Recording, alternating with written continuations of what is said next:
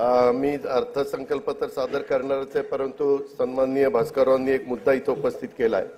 मी देखील कालपासून पेपरला किंवा टीव्हीला काही बघतो।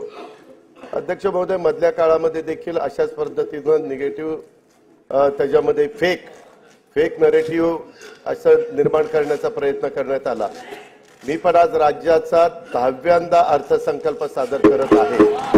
त्याच्यावर अध्यक्ष महोदय, मला ह्या गोष्टीचा थोडा बहुत अनुभव आहे।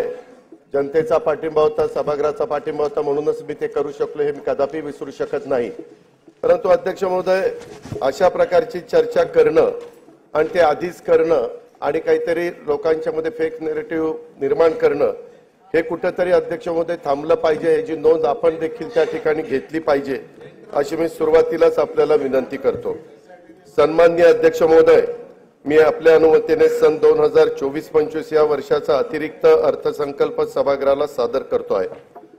उदंड पाहिले, उदंड ऐकिले, उदंड वर्णिले क्षेत्र महिमे, ऐसी चंद्रभागा ऐसे भीमा तीर, ऐसा विटेवर देव कोठे, ऐसे संत जन ऐसे हरीचे दास, ऐसा नाम घोष सांगा कोठे, तुका म्हणे आम्हा अनाथा कारणे पंढरी निर्माण केली देवे।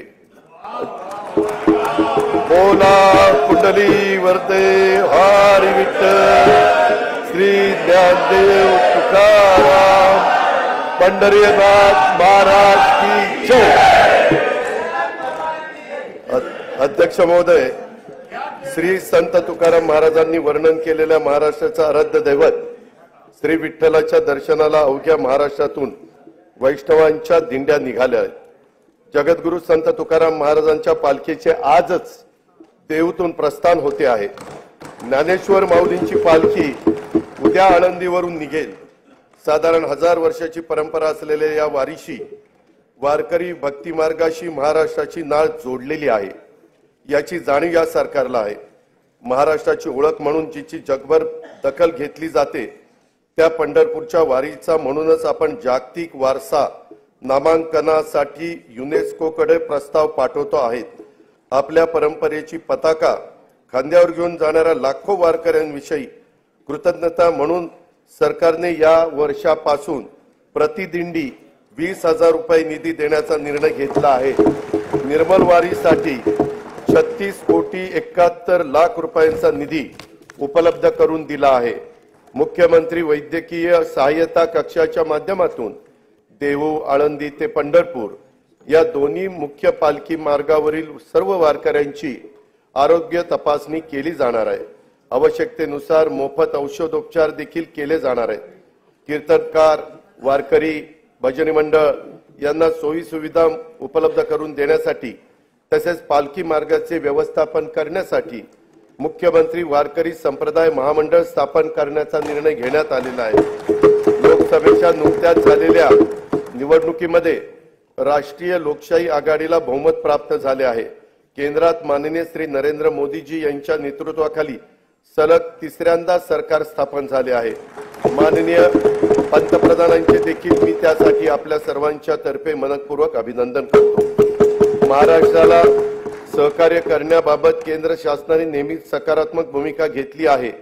केंद्र शासनाच्या 3ऱ्यांदा सरकार आल्यानंतर पहिल्याच मंत्रिमंडळाच्या बैठकीमध्ये महाराष्ट्र राज्यातील 76,200 कोटी रुपये किमतीचा वाढवण बंदर प्रकल्पाला मंजुरी देण्यात आली आहे। त्यामुळे राज्याच्या आर्थिक विकासाला चालना मिळणार आहे।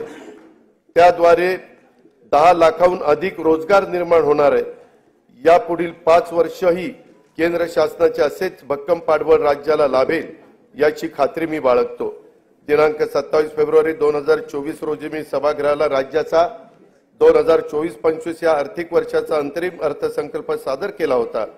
पायाभूत सुविधांवरील खर्चात वाढ करून राज्याची अर्थव्यवस्था $1 ट्रिलियन करण्याचा निर्धार त्यात व्यक्त करण्यात आला होता। रेल्वे, रस्ते, मेट्रो मार्ग, विमानतळ, बंदरे व उद्योग अशा विविध क्षेत्रातील गुंतवणुकीबाबतही मी त्यावेळी सविस्तर उल्लेख केला होता। अर्थव्यवस्थेचे आकारमान वाढल्यानंतर सरासरी दरडोई उत्पन्नात वाढ होणार आहेच, पण त्याचबरोबर राज्याच्या आर्थिक प्रगतीचे पुरेसे लाभ न होणाऱ्या घटकांच्या वैयक्तिक उत्पन्नात देखील लक्षणीय वाढ कशी होईल यासाठी प्रयत्न करणं गरजेचे आहे। महिला, शेतकरी, युवा, मागासवर्ग आणि सर्व समाजातील गरिबांना भरीव आर्थिक मदत आणि प्रगतीच्या संधी उपलब्ध करून देणे हा अतिरिक्त अर्थसंकल्पाचा मुख्य हेतू आहे। शाहू फुले आंबेडकरांच्या विचाराच्या पुरोगामित्वाचा वारसा जपत महाराष्ट्राने महिलांना केंद्रस्थानी ठेवून विकासाची वाटचाल केली आहे। शिक्षण, नोकरी आणि राजकीय क्षेत्रात महिलांना आरक्षण देणारे महाराष्ट्र हे देशातील पहिले राज्य आहे। राज्याने 1994 मध्ये पहिले महिला धोरण जाहीर केले, त्यात वेळोवेळी काल सुसंगत सुधारणा करण्यात आल्या। नुकतेच राज्याचे चौथे अष्टसूत्री महिला धोरण जाहीर करण्यात आले आहे। महिला व मुलींना सामाजिक, प्रशासकीय आणि राजकीय क्षेत्रात समान हक्क व दर्जा प्राप्त होण्यास करता पोषण आहार, स्वास्थ्य, शिक्षण, उद्योजकता तसेच कौशल्य विकास आणि रोजगारांसाठी विविध योजना प्रभावीपणे राबवण्यात येतील। मुलींचे जन्माचे स्वागत करणारी आणि तिला वय वर्ष 18 पर्यंत अर्थसहाय्य करणारी लेक लाडकी योजना, गर्भवती मातांचे आरोग्य व संस्थात्मक प्रसूतीकरता जननी सुरक्षा योजना, प्रधानमंत्री मातृवंदना योजना, बचत गटाच्या माध्यमातून ग्रामीण महिलांचे सक्षमीकरण, बस प्रवासामध्ये सवलत, महिलांच्यासाठी विशेष बस, घर खरेदीसाठी मुद्रांक शुल्कात सवलत, कौटुंबिक समस्याग्रस्त महिलांच्यासाठी शक्ती सदन योजना, नोकरी करणाऱ्या महिलांच्यासाठी व्यवसाय करातून सूट, महिला वसतिगृहे, महिला केंद्रित पर्यटन धोरण अशा विविध योजनांची प्रभावी अंमलबजावणी करण्यात येत आहे। स्त्री ही कुटुंबाचा आधार असते, आता ती एकूणच समाजाचाच केंद्रबिंदू होते आहे। कुटुंबाचं व्यवस्थापन आणि अर्थार्जन अशा दोन्ही आघाड्यांवर ती लढते आहे। एक हाती कुटुंब सांभाळणाऱ्या, कर्तबगार मुलं घडवणाऱ्या महिलाही आपल्याला पाहायला मिळतात। वेगवेगळ्या परीक्षांच्या निकालाच्या वेळी तर मुलींची आघाडी हा तर आता नियमित होऊ पाहतो आहे। अशा आपल्या कर्तृत्वान माय भगिनींना संधीची कवाडे आणखी खुली करणे, त्यांना प्रोत्साहन देणे हे सरकार म्हणून आपले कर्तव्यच आहे। म्हणून आमच्या लेकी बहिणींच्यासाठी मुख्यमंत्री माझी लाडकी बहीण योजना ही महत्वाकांक्षी आणि व्यापक योजना आज मी घोषित करत आहे। महिलांचे आर्थिक स्वातंत्र्य व स्वावलंबन, आरोग्य व पोषणासहित सर्वांगीण विकासासाठी या योजनेअंतर्गत वय 21 ते 60 वर्ष वयोगटातील पात्र महिलांना शासनातर्फे दरमहा 1,500 रुपये प्रदान करण्यात येतील। मुख्यमंत्री माझी लाडकी बहीण योजनेसाठी दरवर्षी 46,000 कोटी रुपयाचा निधी उपलब्ध करून देण्यात येईल। योजनेची अंमलबजावणी जुलै 2024 पासून करण्यात येईल। आपल्या शासनाने सन 2023-24 पासून लेक लाडकी ही योजना सुरू केली आहे। मुलींच्या जन्मापासून ती 18 वर्षाची होईपर्यंत तिला टप्प्याटप्प्याने एकूण 1,01,000 रुपये प्रदान करण्यात येतात। पिवळ्या आणि केशरी शिधापत्रिका धारक कुटुंबात दिनांक 1 एप्रिल 2023 रोजी किंवा त्यानंतर जन्म झालेल्या कन्येला हे अर्थसहाय्य करण्यात येतं। दिनांक 1 मे 2024 नंतर जन्माला आलेल्या व्यक्तींच्या नावाची नोंद शासकीय दस्तऐवजांच्या मध्ये त्यांचं नाव, नंतर आईचं नाव, नंतर वडिलांचं नाव आणि नंतर आडनाव या क्रमाने करण्याचं बंधनकारक देखील करण्यात आलेलं आहे। या वर्षीच्या अंतरिम अर्थसंकल्पात मी महिलांच्यासाठी स्वयंरोजगार निर्मिती तसेच सुरक्षित प्रवासासाठी पिंक ई रिक्षा योजनेची घोषणा केली होती। योजनेच्या पहिल्या टप्प्यात राज्यातील 17 शहरात 10,000 महिलांना रिक्षा खरेदीसाठी अर्थसहाय्य करण्यात येईल। या योजनेच्या करता 80 कोटी रुपयांचा निधी उपलब्ध करून देण्यात येईल। शुभमंगल सामूहिक नोंदणीकृत विवाह योजनेत लाभार्थी मुलींना देण्यात येणारे अनुदान पहिलं 10,000 रुपये होतं, आता ते 10,000 रुपयावरून 25,000 रुपये करण्यात आले आहे। राज्यातील सर्व आरोग्य उपकेंद्रात स्तन, गर्भाशय, मुखाच्या कर्करोग तपासणीसाठी उपकरणे व साहित्य उपलब्ध करून देण्यात येईल। त्यासाठी 78 कोटी रुपये निधीची तरतूद करण्यात येईल। रुग्णांची विशेषतः आमच्या गरोदर माता व बालकांची आरोग्य संस्थेत मोफत ने-आण करण्यासाठी 3324 रुग्णवाहिका कार्यरत आहेत। त्यातील जुन्या रुग्णवाहिकांच्या जागी नव्या रुग्णवाहिका उपलब्ध करून देण्यात येतील। महिलांची पाण्यासाठी होणारी पायपीट थांबवण्यासाठी हर घर नल हर घर जल संकल्पनेअंतर्गत जल जीवन मिशन कार्यक्रमातून ग्रामीण भागातून 1,25,66,986 घरांना न जोडणी देण्यात आली आहे।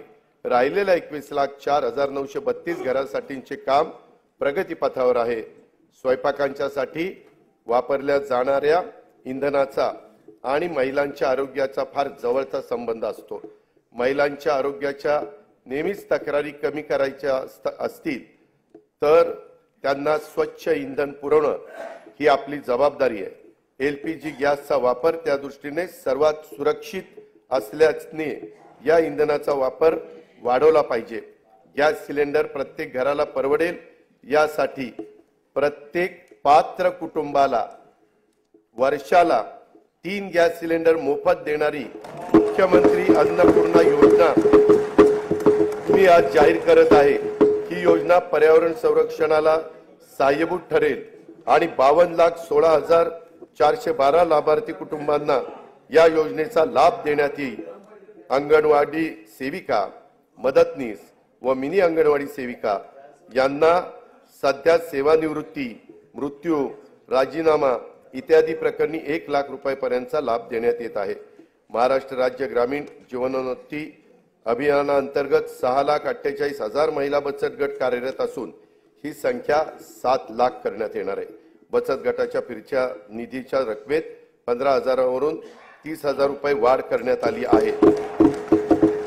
उल्वे, नवी मुंबई येथे युनिटी मॉल बांधण्यात येत असून त्यातून महिला बचत गट व कारागिरांना उत्पादनाच्या प्रदर्शन व विक्रीसाठी हक्काचे व्यासपीठ उपलब्ध होईल। महिला बचत गटांनी उत्पादित केलेल्या वस्तूंना सध्या उमेद मार्ट आणि ई-कॉमर्स ऑनलाईन प्लॅटफॉर्म तसेच प्रदर्शनाच्या माध्यमातून बाजारपेठ उपलब्ध करून दिली जाते। याद्वारे आतापर्यंत 15 लाख महिला ह्या लखपती दीदी होण्याचा मान मिळाला असून या वर्षात 25 लाख महिलांना लखपती करण्याचं उद्दिष्ट शासनाने ठरवलेलं आहे। महिला लघु उद्योजकांसाठी या आर्थिक वर्षापासून पुण्यश्लोक अहिल्यादेवी होळकर महिला स्टार्टअप योजना सुरू करण्यात येणार आहे। स्टार्टअपच्या अनुषंगाने अखिल भारतीय स्तरावरील महासंमेलन राज्यात आयोजित करण्यात येईल। पर्यटन क्षेत्रातील महिला लघु उद्योजकांनी 15 लाख रुपयांपर्यंत घेतलेल्या कर्जावरील व्याजाचा परतावा शासनाकडून करण्यासाठी आई योजना सुरू करण्यात आली आहे। त्यातून 10,000 रोजगार निर्माण होणार आहे। महिला व बालकांविरुद्धच्या अत्याचाराचे खटले देखील चालवण्यासाठी 100 विशेष जलदगती न्यायालयांना आवश्यक तो निधी राज्य शासन उपलब्ध करून देत आहे। राज्यामधील व्यावसायिक शिक्षणामध्ये मुलींचं प्रमाण वाढवण्यास शासन कटिबद्ध आहे। अभियांत्रिकी, वास्तुशास्त्र, औषध निर्माण शास्त्र, वैद्यकीय तसेच कृषी विषयक सर्व व्यावसायिक पदविका अभ्यासक्रमासाठी प्रवेशित 8 लाख रुपयांपर्यंतच्या वार्षिक कौटुंबिक उत्पन्न असणाऱ्या इतर मागासवर्ग तसेच आर्थिक दृष्ट्या दुर्बल घटकातील मुलींना शिक्षण शुल्क व परीक्षा शुल्कामध्ये 100% प्रतिपूर्ती करण्यात येईल। अध्यक्ष महोदय, या निर्णयाचा लाभ सुमारे 2,05,000 मुलींना होणार आहे। शैक्षणिक वर्ष 2024-25 पासून ही योजना सुरू करण्यात येणार असून सुमारे 2,000 कोटी रुपयांचा भार दरवर्षी राज्य सरकार याकरता उचलणार आहे। स्वावलंबी शेतकरी संपन्न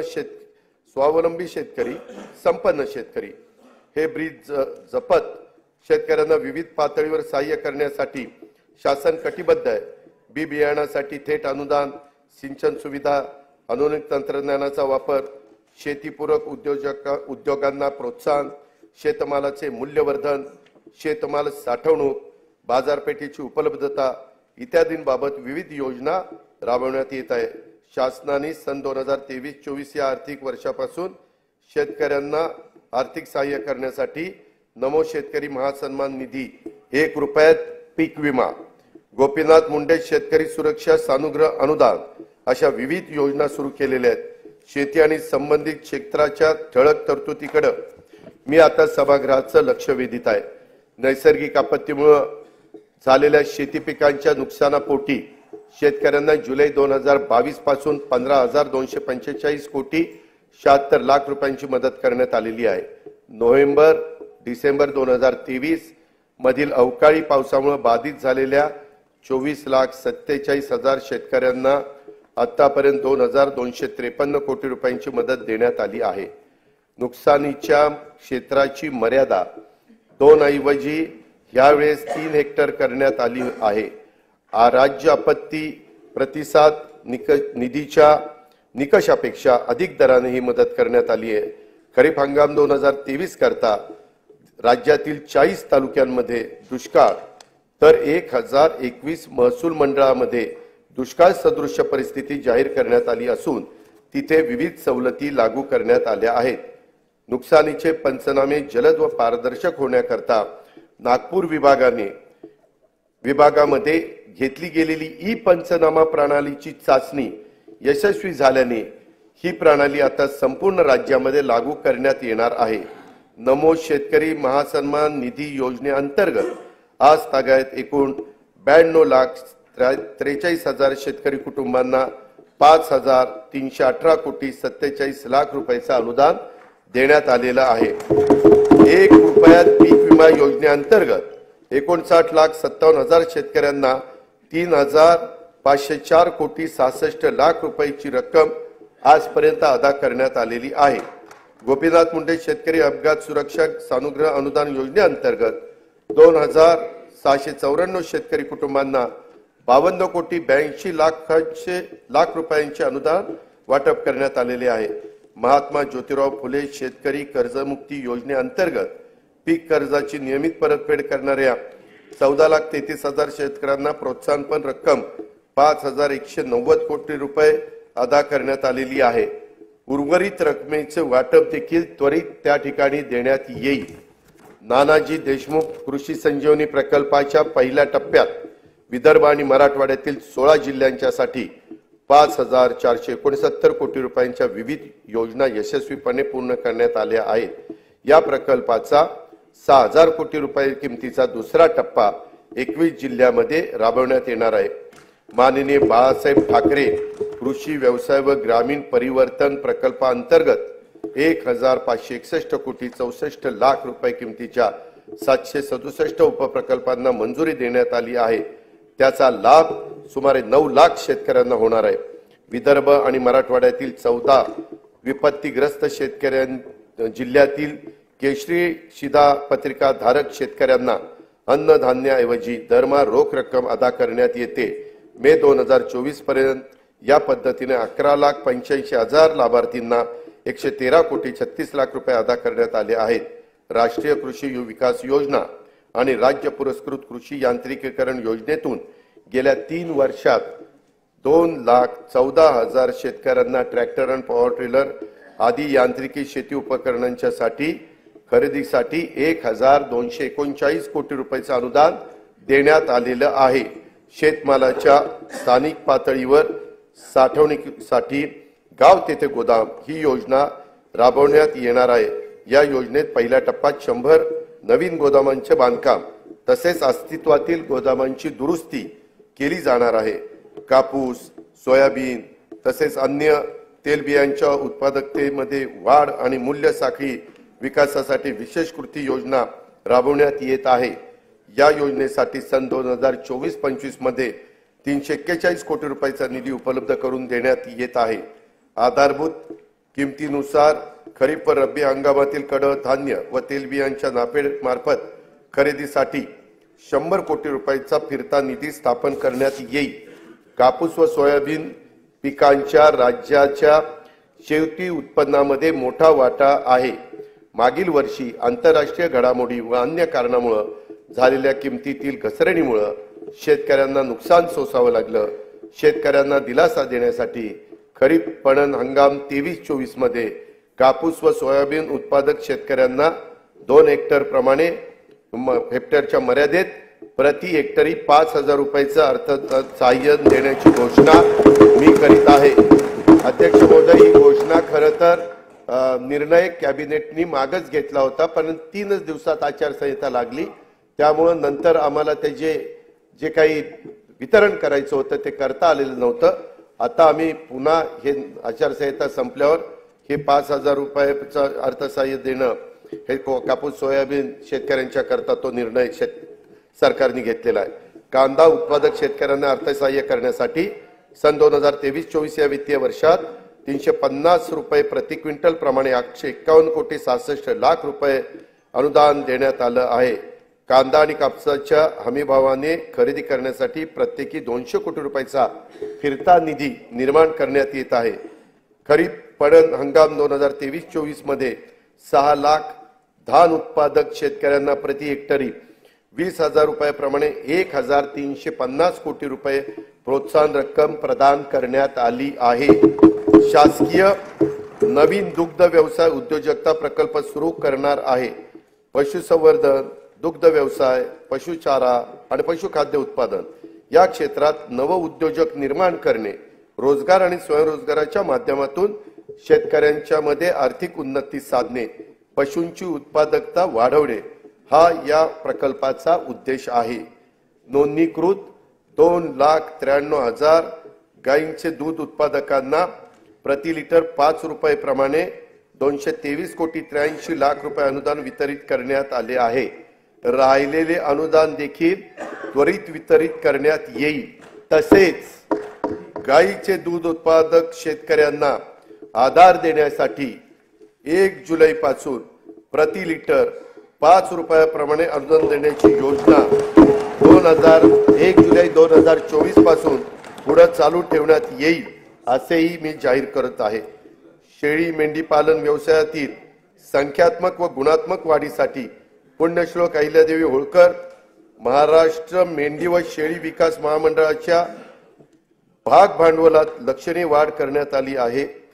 शेळी मेंढी पालन आणि कुक्कुट पालनाला प्रोत्साहन देण्यासाठी 2 नवीन प्रकल्प राबवण्यात येत आहे। राज्याचा मत्स्य उत्पादनात गेल्या 2 वर्षात मोठ्या प्रमाणामध्ये वाढ झाली आहे। मत्स्य बाजार स्थापना तसेच मासळी विक्री सुविधांच्यासाठी आवश्यक निधी उपलब्ध करून देण्यात येणार आहे। अटल बांबू समृद्धी योजनेतून 10,000 हेक्टर खासगी क्षेत्रावर बांबूंची लागवड करण्यात येणार आहे। त्यासाठी शेतकऱ्यांना बांबू रोपे तसेच इतर आवश्यक बाबींकरता प्रति रोपासाठी 175 रुपयाचं अनुदान देण्यात येणार आहे। राज्यातील पडीक जमिनीवर मोठ्या प्रमाणावर बांबूची लागवड करण्यात येणार आहे। नंदुरबार जिल्ह्यातील 1,20,000 रुपये क्षेत्रावर बांबूची लागवड करून या योजनेची सुरुवात करण्यात येणार आहे। वन्य प्राण्यांच्या हल्ल्यात जीवितहानी झाल्यास त्यावयाच्या नुकसान भरपाईच्या रकमेत 20 लाख रुपयावरून 25 लाख रुपये आणि त्यात कायमचं अपंगत्व आल्यास 5 लाख रुपयावरून 7.5 लाख रुपये, गंभीर जखमी झाल्यास 1.25 लाख रुपयावरून 5 लाख रुपये, किरकोळ जखमी झाल्यास 20,000 रुपयावरून 50,000 रुपये अशा प्रकारची वाढ करण्यात आली आहे। शेती पिकाच्या नुकसान भरपाई करता देय रकमेत कमाल मर्यादेत पहिली 25,000 रुपये होती, ती आता आम्ही 50,000 रुपये वाढ करतोय। पशुधन हानीच्या नुकसान भरपाईतही भरीव अशा प्रकारची वाढ करीत आहोत। विविध कारणांमुळे अपूर्ण राहिलेले सिंचन प्रकल्प पूर्ण करण्यासाठी गेल्या 2 वर्षापासून विशेष मोहीम राबवण्यात येत आहे। आतापर्यंत 108 प्रकल्पांना सुप्रमा देण्यात आलेली आहे। जयंत पाटील साहेब, 108 प्रकल्पांना आपल्या वेळेस काय पुढे जायचंच नाही। ते येत्या 2 वर्षात 61 प्रकल्प पूर्ण होणे अपेक्षित आहे। या प्रकल्पातून सुमारे 3,65,000 हेक्टर सिंचन क्षमता निर्माण होणार आहे। राज्यातील कार्यान्वित प्रकल्पाच्या अपेक्षित आणि प्रत्यक्ष सिंचन क्षमतेतील तफावत दूर करण्यासाठी महाराष्ट्र सिंचन सुधारणा कार्यक्रम हाती घेण्यात येत आहे। या कार्यक्रमातून 155 प्रकल्पांच्या कालवे वितरण प्रणालीची सुधारणा करण्यात येणार आहे।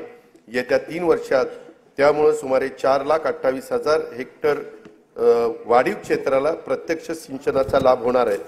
अध्यक्ष महोदय, विविध अपूर्ण सिंचन प्रकल्प पूर्ण करणे तसंच प्रकल्पाच्या वितरण प्रणालीतील सुधारणांच्यासाठी नाबार्डकडून 15,000 कोटी रुपयाचं दीर्घ मुदतीचं अर्थसहाय्य मंजूर झालेलं आहे। ते आपण केव्हाही उचलू शकतो आणि हे प्रकल्प मार्गी लावू शकतो। उपसा सिंचन योजनांना वापरल्या जाणाऱ्या विजेचा खर्च कमी करणं तसंच शाश्वत वीज पुरवठ्यासाठी म्हैसाळ जिल्हा सांगली तसेच येथे पथदर्शी सौर ऊर्जा प्रकल्प राबवण्यात येणार आहे। या प्रकल्पाची अंदाजित किंमत 1,594 कोटी रुपये असून त्याचा लाभ सांगली आणि सोलापूर जिल्ह्यातील सुमारे 75,000 शेतकरी कुटुंबांना होणार आहे। स्वच्छ व हरित ऊर्जेचे ध्येय साध्य करण्यासाठी सर्व शासकीय उपसा जलसिंचन योजना सौर ऊर्जीकरण करण्यात येणार आहे। त्यामध्ये जनाई, शिरसाई, पुरंदर या उपसा सिंचन योजनांचाही समावेश आहे। या योजनांच्यासाठी 4,200 कोटी रुपयाचा खर्च अपेक्षित आहे। विदर्भातील नागपूर, वर्धा, अमरावती, यवतमाळ, अकोला, बुलढाणा या जिल्ह्यातील 3,71,277 हेक्टर क्षेत्रात सिंचनाचा लाभ देण्यासाठी वैनगंगा नळगंगा नदी जोड प्रकल्पाद्वारे गोसी खुर्द प्रकल्पातून 62.57 टीएमसी पाणी वळवण्याचे नियोजन आहे। कोल्हापूर आणि सांगली जिल्ह्यातील पुरामुळे होणारी जीवित वैविध्य आणि टाळावी आणि अतिरिक्त पाणी दुष्काळग्रस्त भागात वळवता यावे यासाठी जागतिक बँकेच्या सहाय्याने 3,200 कोटी रुपये किमतीचा महाराष्ट्राचा प्रतिसादक्षम विकास कार्यक्रम राबवण्यात येणार आहे। जलयुक्त शिवार अभियान 2 अंतर्गत मार्च 2024 अखेर 49,651 कामे पूर्ण झाली असून यावर्षी 650 कोटी रुपयांचा निधीची तरतूद करण्यात आली आहे। गाळ मुक्त धरण, गाळ युक्त शिवार योजनेअंतर्गत राज्यातील एकूण 338 जलाशयातून गाळ काढण्याचं काम सुरू आहे। लोकसहभागाच्या आतापर्यंत 83,39,818 घनमीटर गाळ काढण्यात आला आहे।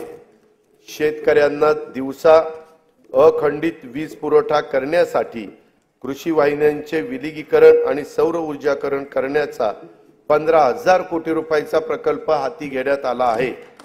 शेतकऱ्यांना मोफत वीज उपलब्ध व्हावी, मोफत यासाठी मागेल त्याला सौर ऊर्जा पंप या योजनेच्या करता 8,50,000 शेतकऱ्यांना सौर ऊर्जा पंप उपलब्ध करून देण्याचे मी जाहीर करीत आहे।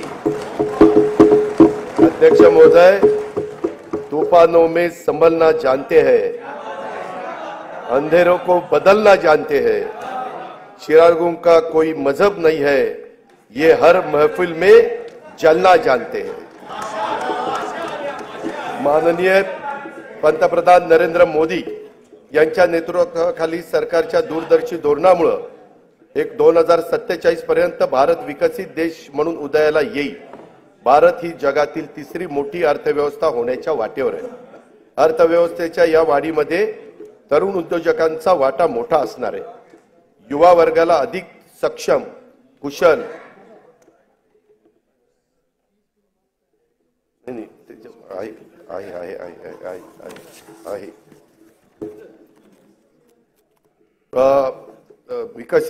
भारत ही जगातील 3री मोठी अर्थव्यवस्था होण्याच्या वाटेवर आहे। अर्थव्यवस्थेच्या या वाढीमध्ये तरुण उद्योजकांना वाटा मोठा असणार आहे। युवा वर्गाला अधिक सक्षम व कुशल आणि तंत्रस्नेही करण्यासाठी कौशल्य उद्योजकता विकासाच्या तसेच आर्थिक पाठबळ देण्याबाबत योजना सुरू आहेत। त्या अधिक परिणामकारक राबवण्याचा तसेच नवीन योजना सुरू करण्याचा शासनाचा मानस आहे। मी आता युवा वर्गासाठीच्या योजनांच्याकडे सभागृहाचं लक्ष वेधतो।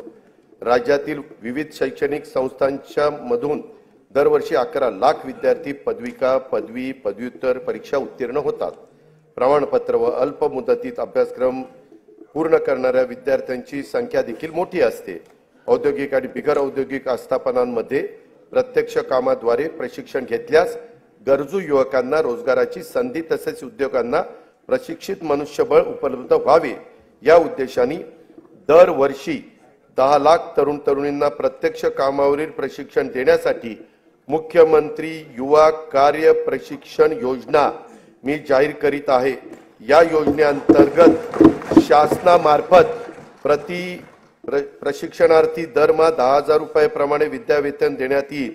त्यासाठी दरवर्षी 10,000 कोटी रुपयाचा खर्च अपेक्षित आहे। शासनाच्या योजनांची माहिती जनतेपर्यंत पोहोचवण्यासाठी दरवर्षी 50,000 युवकांना कार्य प्रशिक्षण देण्यात येईल। जागतिक बँक सहाय्यित 2,307 कोटी रुपये किमतीच्या मानवी विकासासाठी उपयोजित ज्ञान आणि कौशल्य विकास प्रकल्पाअंतर्गत 500 औद्योगिक प्रशिक्षण संस्थांची दर्जावाढ तसेच मॉडेल ITI जागतिक कौशल्य केंद्र महाराष्ट्र राज्य कौशल्य विद्यापीठ डेटा सेंटर अशा विविध संस्थांचे बळकटीकरण आणि उद्योजकता विकास कार्यक्रम राबवण्यात येणार आहे। मुंबई, पुणे, नागपूर, अमरावती, यवतमाळ, कोल्हापूर, छत्रपती संभाजीनगर, कराड जिल्हा सातारा, अवसारी खुर्द जिल्हा पुणे येथील तंत्र शिक्षण संस्थांच्या मध्ये सेंटर ऑफ एक्सलन्स स्थापन करण्यास मान्यता देण्यात आली आहे। पंडित दीनदयाळ उपाध्याय रोजगार मेळावा व नमो महारोजगार मेळाव्यातून रोजगार इच्छुक युवांना नोकरीची संधी उपलब्ध करून दिल्या जात आहेत।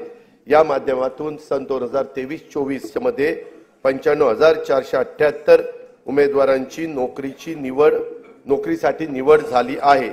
स्वामी विवेकानंद आंतरराष्ट्रीय कौशल्य विकास प्रबोधिनी मुंबईत गोवंडी येथे कार्यान्वित झाली आहे।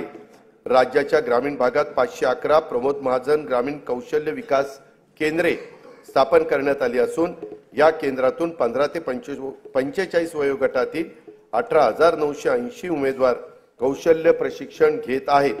विविध समाज घटकांच्यासाठी रोजगारभिमुख प्रशिक्षण कार्यक्रम तसेच संशोधनाचे काम करण्यासाठी आदिवासी संशोधन प्रशिक्षण संस्था TRTI, डॉक्टर बाबासाहेब आंबेडकर संशोधन व प्रशिक्षण संस्था बार्टी, छत्रपती शाहू महाराज संशोधन व प्रशिक्षण संस्था सारथी, महात्मा ज्योतिबा फुले संशोधन व प्रशिक्षण संस्था महाज्योती, महाराष्ट्र संशोधन व प्रशिक्षण प्रबोधिनी अमृत इत्यादी संस्था काम करतायत। या संस्थांच्या मार्फत एकूण 2,51,393 विद्यार्थ्यांना रोजगारभिमुख प्रशिक्षण देण्यात आले असून त्यापैकी 52,000 विद्यार्थ्यांना नोकरीच्या संधी प्राप्त झालेल्या आहेत। शाश्वत ऊर्जा, आरोग्य तसंच कृषी क्षेत्रात कृत्रिम बुद्धिमत्तेच्या वापराबाबत संशोधनासाठी राज्यातील विद्यापीठ आणि संशोधक यांच्या संयुक्त विद्यमाने संशोधन व नव उपक्रम केंद्रे स्थापित करण्यात आली आहेत।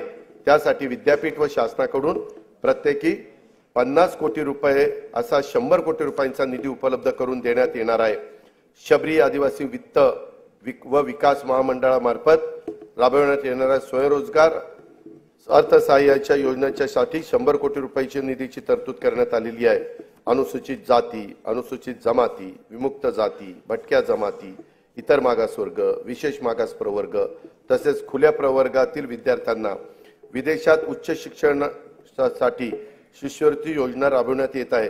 अल्पसंख्याक समुदायातील विद्यार्थ्यांसाठी देखील सन 2024-25 पासून विदेशी शिक्षणासाठी शिष्यवृत्ती योजना लागू करण्यात आली आहे।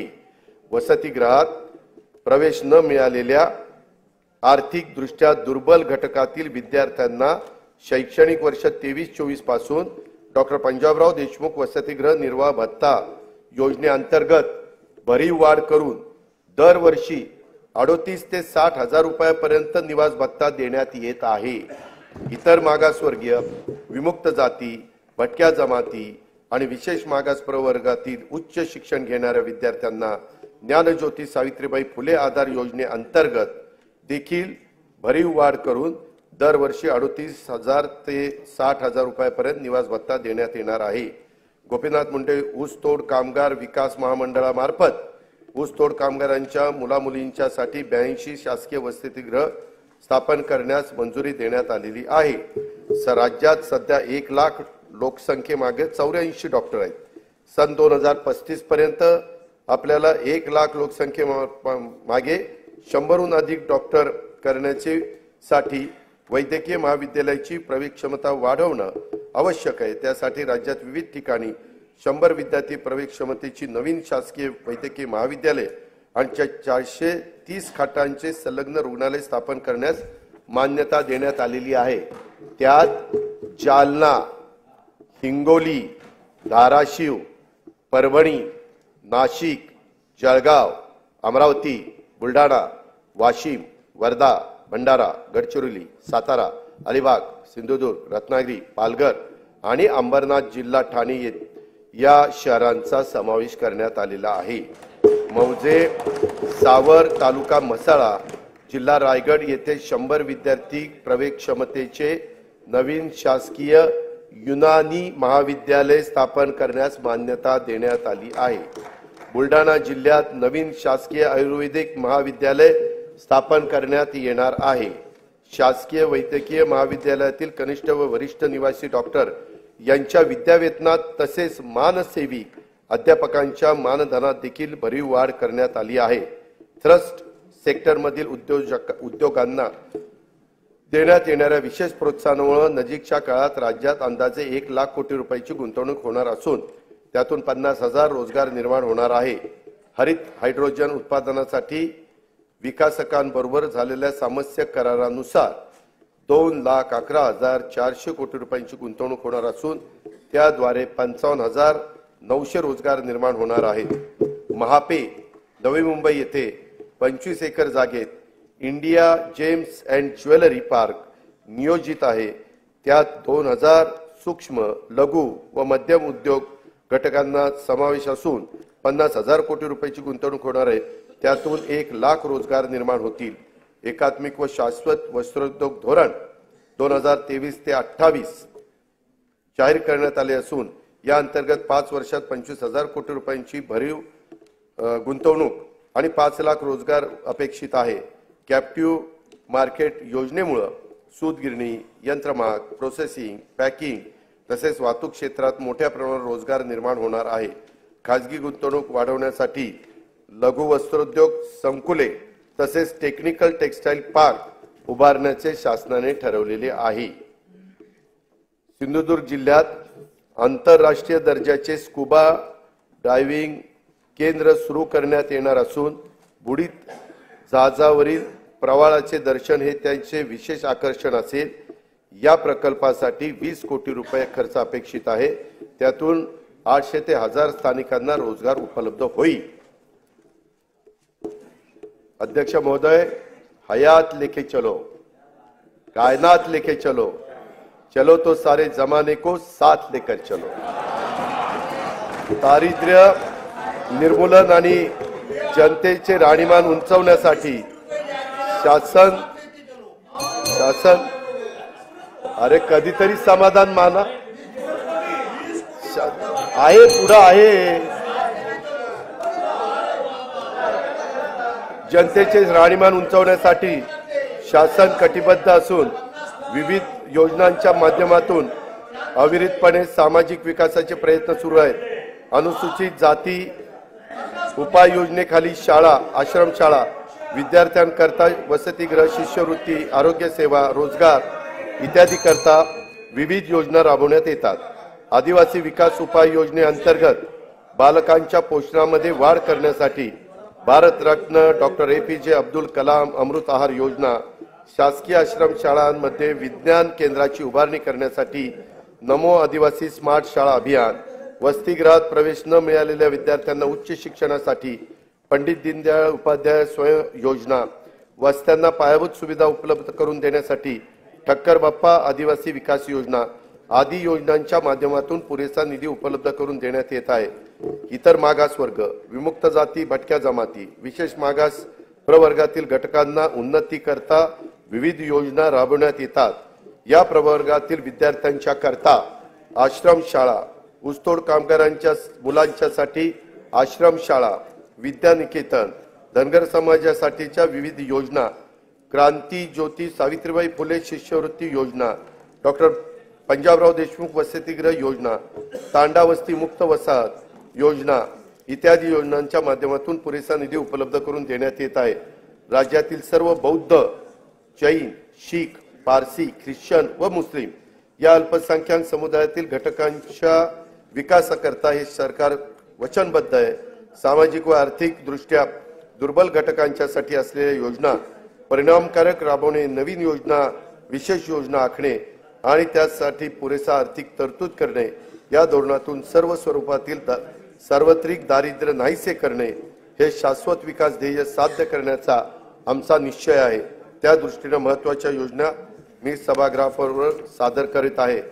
संजय गांधी निराधार योजना आणि श्रावणबाळ सेवा राज्य निवृत्ती योजनेतून आर्थिक दुर्बल घटकातील निराधार, विधवा आणि दिव्यांग वृद्ध नागरिकांना दरमहा अर्थसहाय्य देण्यात येते। या अर्थसहाय्यात 1000 रुपयावरून 1500 रुपये अशी वाढ करण्यात आली आहे। सन 2023-24 मध्ये 45,60,000 लाभार्थींना या योजनेतून 7,145 कोटी रुपयांचं वाटप देखील करण्यात आलं आहे।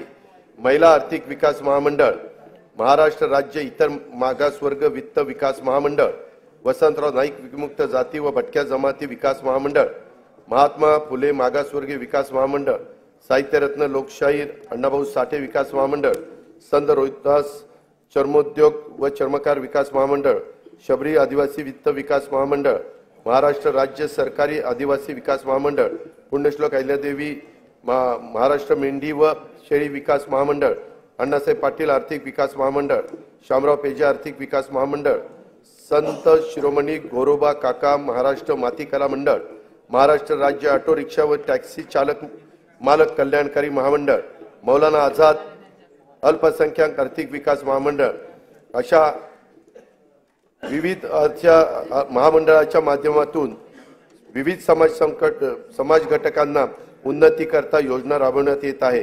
वसंतराव नाईक विमुक्त जाती व भटक्या जमाती विकास महामंडळांतर्गत राजे उमाजी नाईक आर्थिक विकास महामंडळ आणि पैलवान कैलासवासी मारुती चव्हाण वडार आर्थिक विकास महामंडळ नव्याने निर्माण करण्यात आलेले आहे।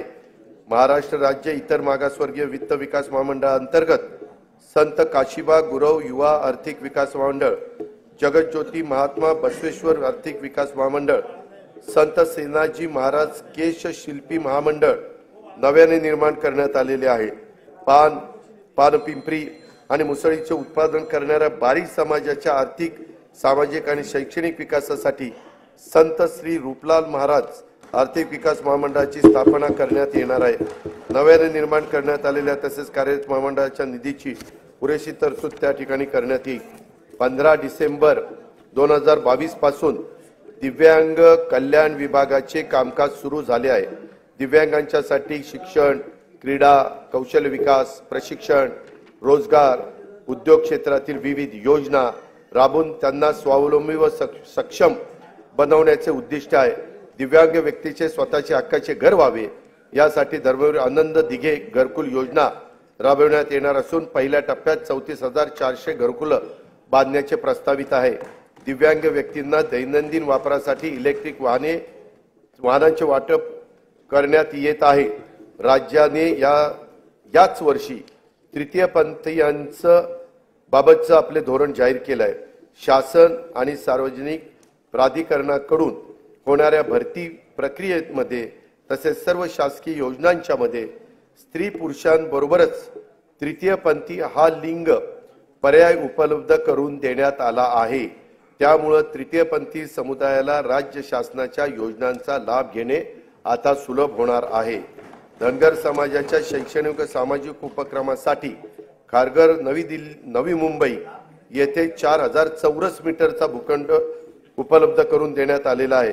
महाराष्ट्र घरेलू कामगार कल्याण महामंडळामार्फत नोंदणीकृत घरेलू कामगारांच्यासाठी विविध कल्याणकारी योजना राबवण्यात येत आहे। मौलाना आझाद अल्पसंख्याक आर्थिक विकास महामंडळ राबवण्यात येणाऱ्या योजनांच्या करता अधिक निधी उपलब्ध करून देण्यासाठी कर्जावरील शासन हमीची मर्यादा 30 कोटीवरून 500 कोटी रुपये करण्यात आली आहे।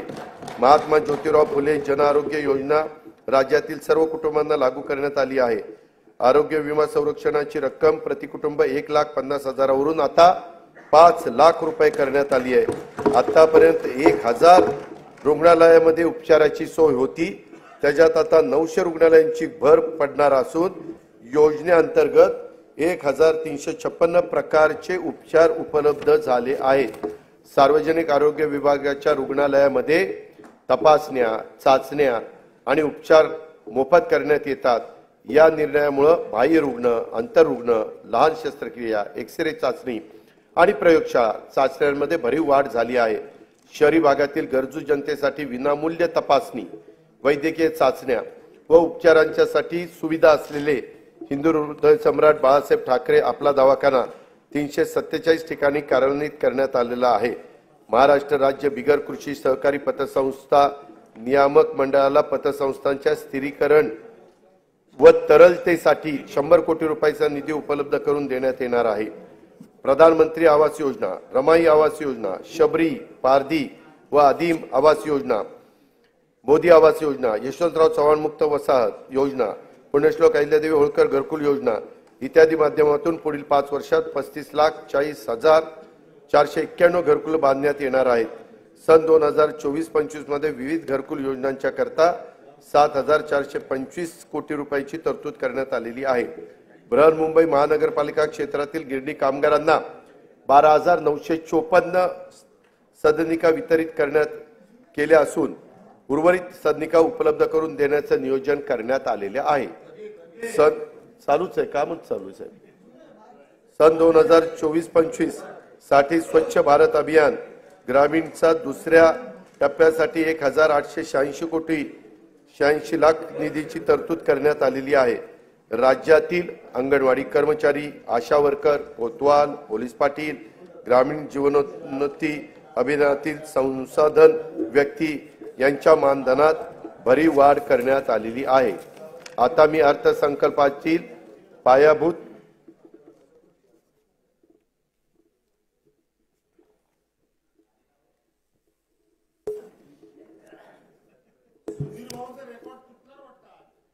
सध्या महाराष्ट्र राज्यात एकूण 47.41 लाख म्हणजे 47,41,000 शेतीपंप ग्राहक असून त्यांचा वीज वापर हा 39,247 दशलक्ष युनिट एवढा असून त्या वीज वापराची किंमत एकूण 33,046 कोटी इतकी आहे। शासनाकडून दरवर्षी शेतीपंप ग्राहकांना 6,984 कोटी रुपये एवढी सबसिडी आणि रुपये 9,500 कोटी क्रॉस सबसिडीच्या माध्यमातून थेट मदत दिली जाते। महाराष्ट्र राज्यात शेतकऱ्यांना दिवसा वीज देण्याच्या करता कृषी क्षेत्राच्या सौर ऊर्जीकरणाचा मोठा प्रकल्प मुख्यमंत्री सौर कृषी वाहिनी योजना 2 राबवण्यात येत आहे। सदर योजनेअंतर्गत 9,200 मेगावॉट क्षमतेचे विकेंद्रीकृत सौर ऊर्जा प्रकल्प हाती घेण्यात आलेले आहेत।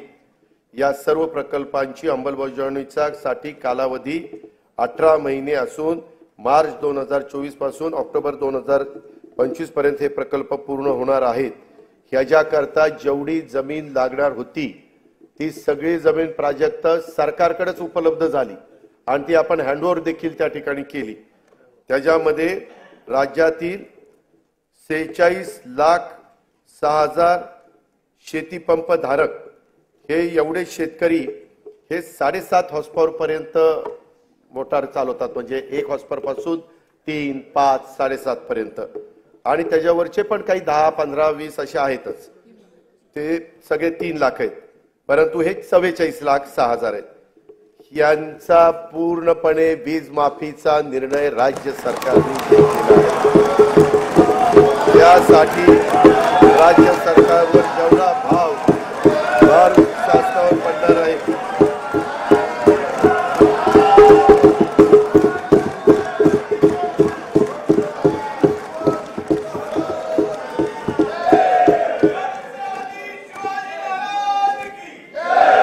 आता मी अर्थसंकल्पातील पायाभूत सुविधा आणि अन्य महत्त्वाच्या सभागृहाचे लक्ष वेधतो।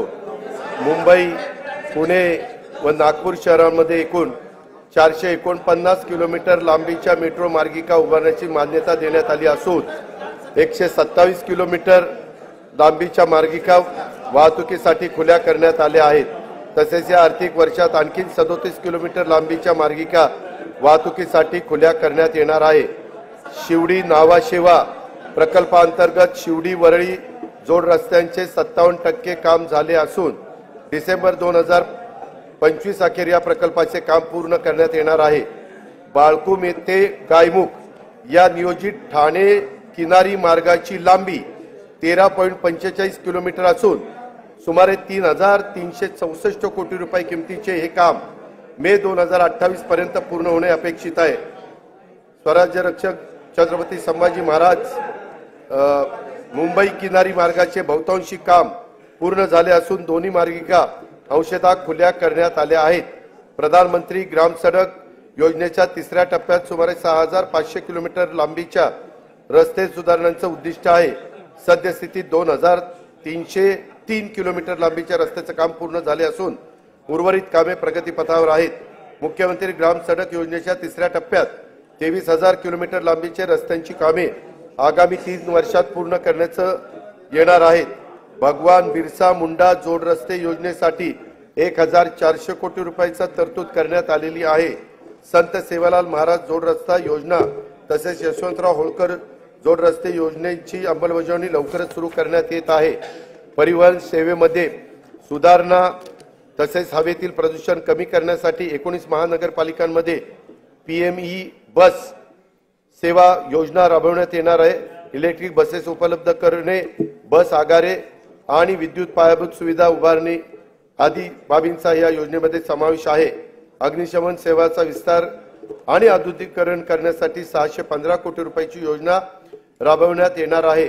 ही योजना ड वर्ग महानगरपालिका सर्व नगर परिषदा व नगरपंचायतीमध्ये राबवण्यात येईल। धर्मादाय आयुक्तांच्या अधिपत्याखाली कार्यालयाचा मुंबई, नंदुरबार, नांदेड, वर्धा, अमरावती, कोल्हापूर येथील इमारतींच्या बांधकामासाठी अस्तित्वातील इमारतींचे नूतनीकरण करण्यासाठी 125 कोटी रुपयाचा निधी उपलब्ध करून दिला जाणार आहे। माननीय बाळासाहेब ठाकरे स्मृती मातोश्री ग्रामपंचायत बांधणी योजनेअंतर्गत 2,567 ग्रामपंचायत कार्यालयाच्या बांधकामांना मान्यता देण्यात आली आहे। शिवकालीन 12 किल्ल्यांना जागतिक वारसा नामांकन प्राप्त व्हावे म्हणून युनेस्कोकडे प्रस्ताव पाठवण्यात आला आहे।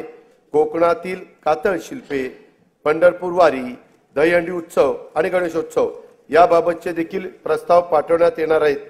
शासनाकडून रायगड किल्ल्यावर शिवराज्याभिषेक सोहळा दरवर्षी साजरा करण्याचे ठरवले असून त्याचा आवश्यक तो निधी शासन उपलब्ध करून देणार आहे।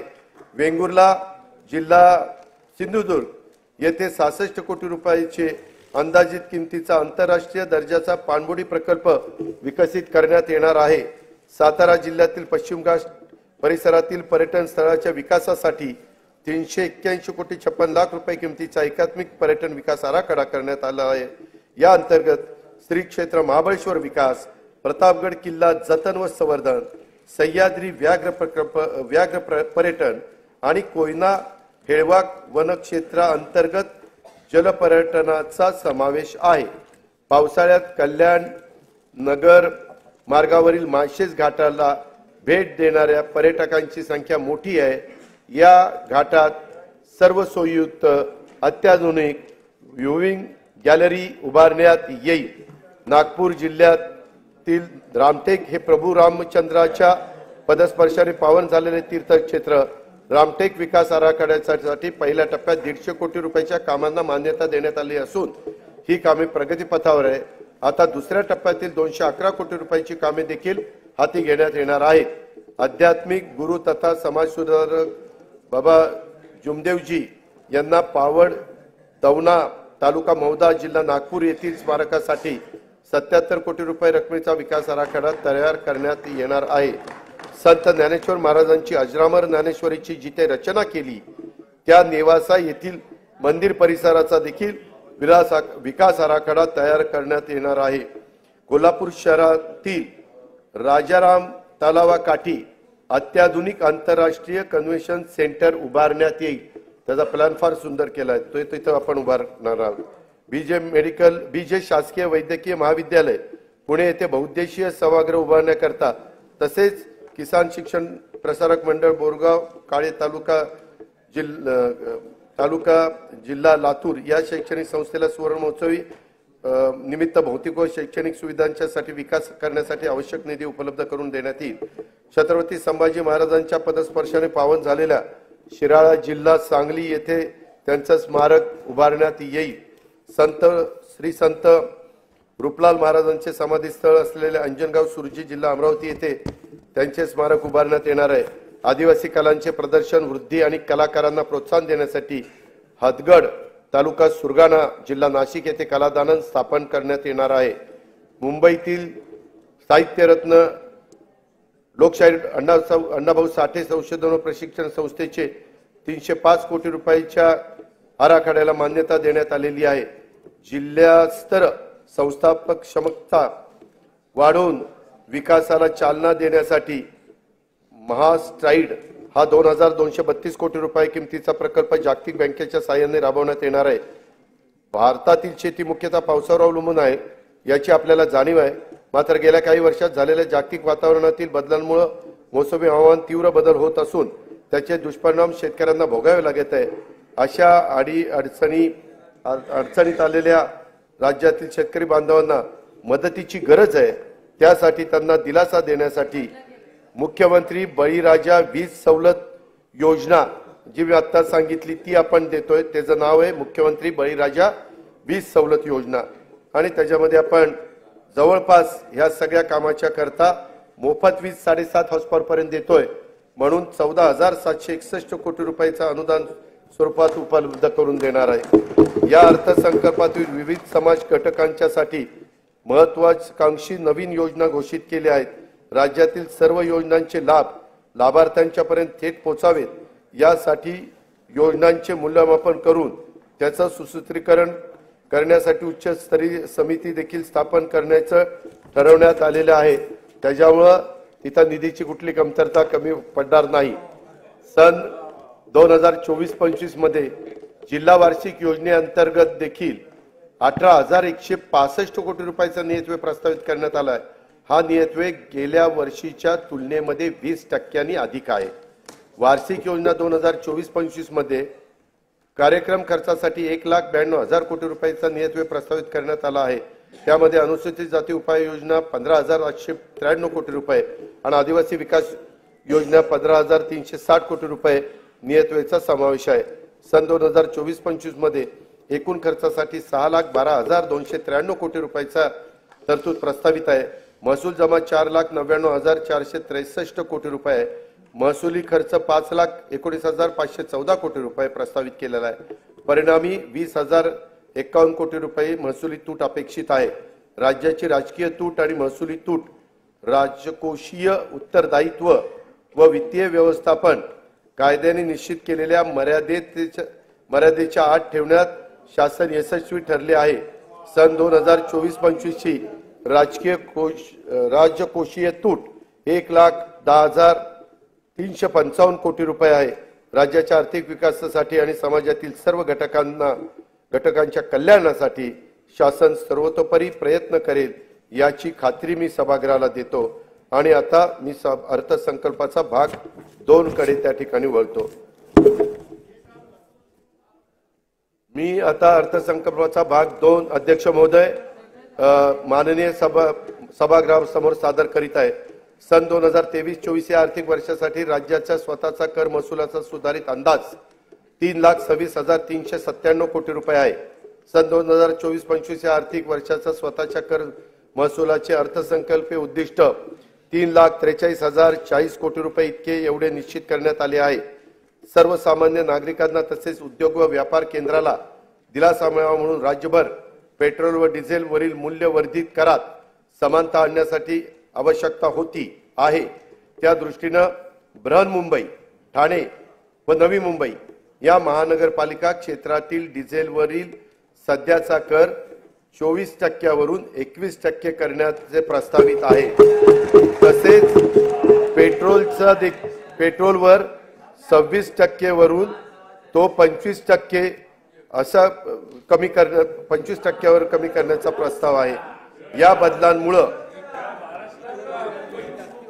नाही, बृहन्मुंबई, नवी मुंबई आणि ठाणे हे तिथं जास्त होता, त्यांची सारखी तक्रार होती, तेही आता आपण एकसारखी करतोय। या बदलांमुळे ठाणे, बृहन्मुंबई आणि नवी मुंबई या महानगरपालिका क्षेत्रातील पेट्रोलचा दर हा 65 पैसे व डिझेलचा दर अंदाजे 2.07 प्रति लिटर स्वस्त होणार आहे।